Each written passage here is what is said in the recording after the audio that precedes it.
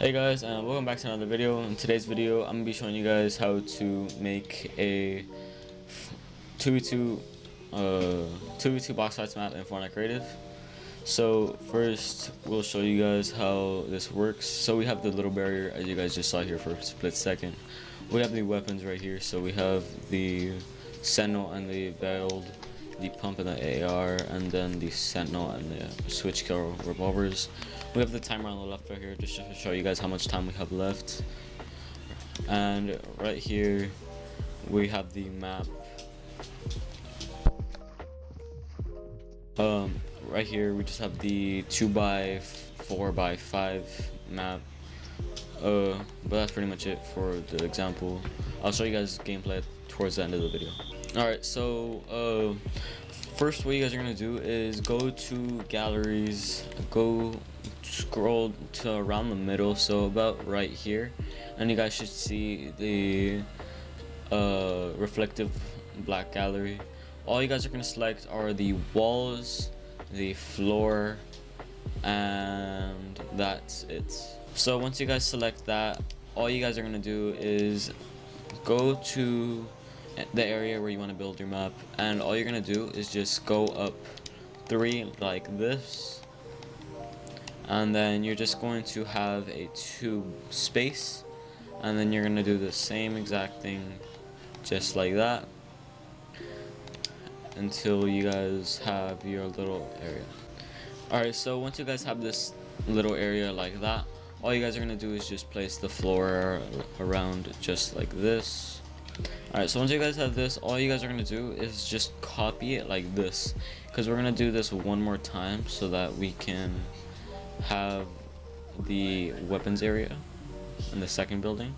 So all you guys are gonna do is step back right here like that, and all you guys are gonna do is just go a little bit away like this and just place it like that. Alright, so next what you guys are gonna do is grab some barrier devices. So I'm gonna grab this over here real quick. You guys are gonna have this set to whatever grid snap you guys want, but all you guys are gonna do is put this in between your things like that.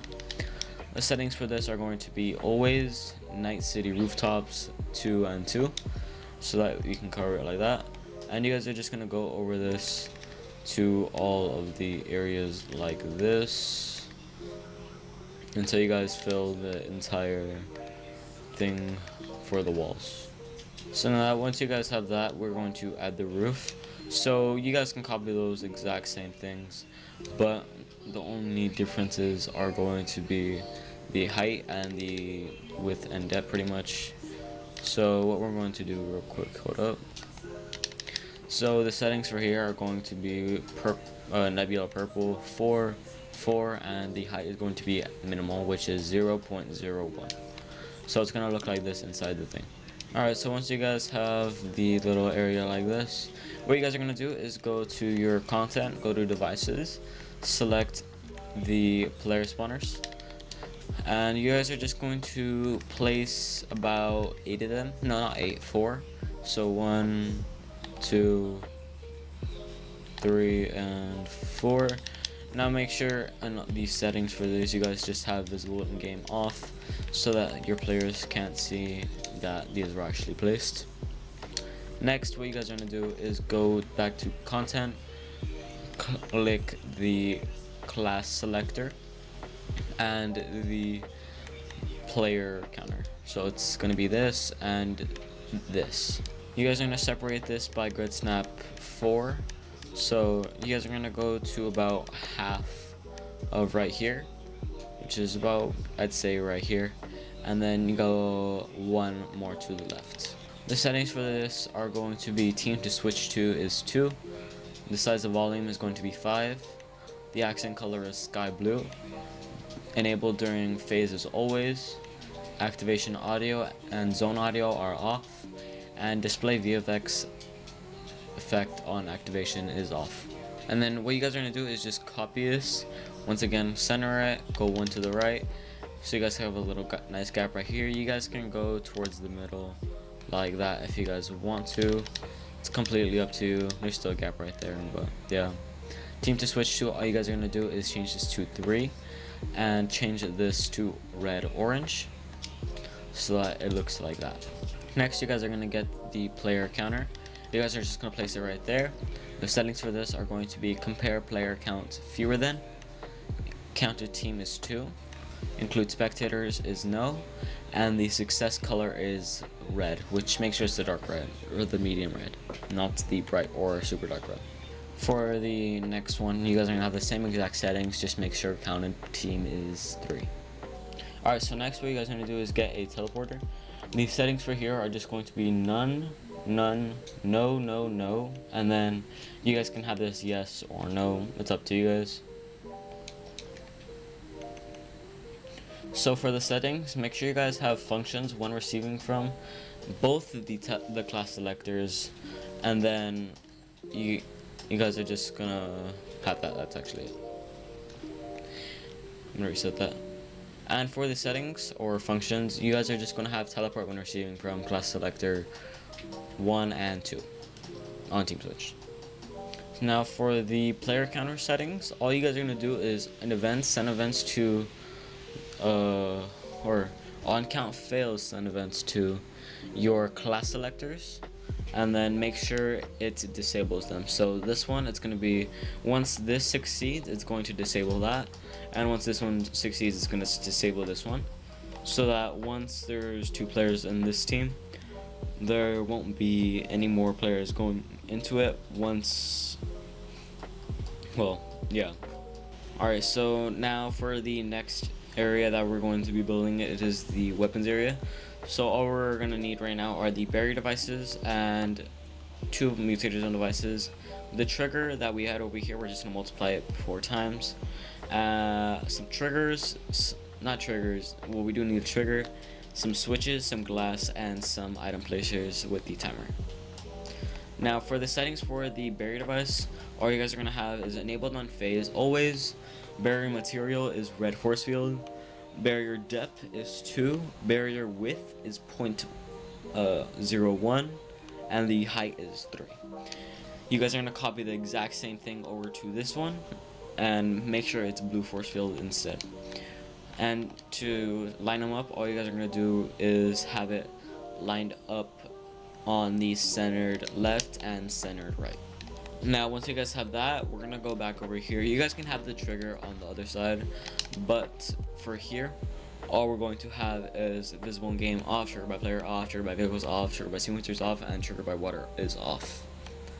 We're gonna have this activate on the game start, not game countdown, not waiting for players, not none. Game start. Trigger delay is going to be 15. The trigger VFX is going to be off, and sound effects. What you guys are gonna have is on trigger to send events to both the barrier devices to disable. Next, what you guys are gonna do is get a timer. You guys can place this up here, over here, over here. You guys can place it in the center, wherever you guys want, but I'm gonna have it right here. And for the timer, all you guys are gonna have is duration is going to be 20 seconds. Cannot be interacted with. White seconds only. Show on HUD is no, and audio effects are off. And the only thing you guys are going to do is start when receiving from the trigger that we just showed you on trigger. Next, what you guys are going to do is get a mutator zone device, and you guys are actually going to be placing 2. So for the first one, we are going to have the regular settings, which are enabled on phase always, 4.2, 4.2, and 3.25, or you guys understand.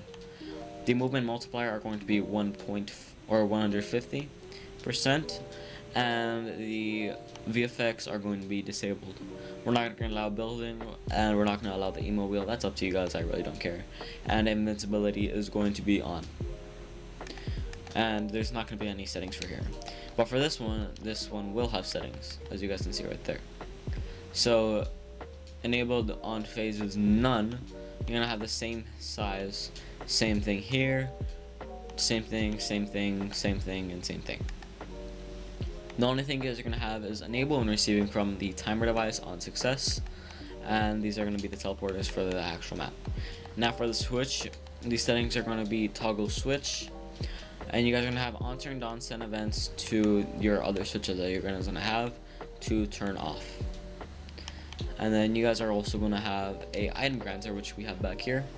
The settings for this are going to be receiving players is all and grant is all items.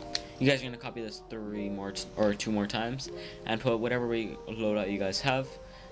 You guys saw the loadouts I already have when we started the video, but if you guys want to pause the video just to look at these right here, you guys can do that as well.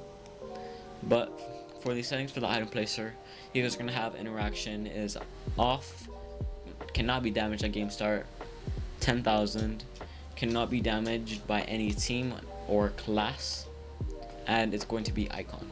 Now make sure you guys have the item granter to grant items on turned on, and you guys are just going to copy the exact same settings for each and every one. It would be easier if you guys just did one granter, one switch, and then from here you guys just copy it. Make sure the item granter is right here first. Copy it. Once you guys select both, paste and then paste, and then you guys do the switch settings after. Next, for the glass, what you guys are going to do is go into content, galleries, and then you guys are going to go to, I believe, shape, scroll up, and you guys are going to select the third one, or what the third one is for me. It's going to be the glass prop gallery. What you guys are going to do is just select the regular wall right here. So we're just going to select it like that. You guys are going to, from here, all you guys are going to do is resize the width like this to your preferred size, and then you guys are going to change the height to, once again, your preferred size, paste it on the wall, and then you guys can put or adjust your item placers to how they are, like this, if you want. Next, we're going to work on the actual area over here. So real quick, so for the teleporters you guys are going to have in here, all you guys are going to do is place one right here in the middle right, middle left, middle right, and middle left over there. But for the barrier settings, you guys are going to have enabled on fade as always, red force field. It's really up to you guys. 2, 5, and 3, and on. If you guys are wondering once again what the size of this, it is 5 by 4, and then it is a 2, and then that's it. To get these walls and floors, what you guys are going to do is go to content. You guys are going to go to your search, click art, not R, and what you guys are going to do is find the, I think it's this one, and right here you guys can see the walls, and then you guys can also see the floors down here like that. The settings, now for the settings of the teleporter, they're just going to be group none, none, and this is going to be team 1 side, so it's going to be selected team is 2. The rift is not going to be visible, nor can you hear the visual, or nor can you hear the sound effects or see the visual effects. Now the settings for this are going to be teleport when receiving from that Mutator on device that is going to be triggered by that one trigger that we had in the other room on player entering zone. You guys are going to copy this 4 times just like that. And now real quick, if you guys are wondering about the class selectors that I had on the players spawners, not over here, or were they? Over here. These are so that the game doesn't end immediately once players join. The settings for this are going to be set it to the most random one ever. Don't have it at random because then it's not going to work. It might choose the wrong team.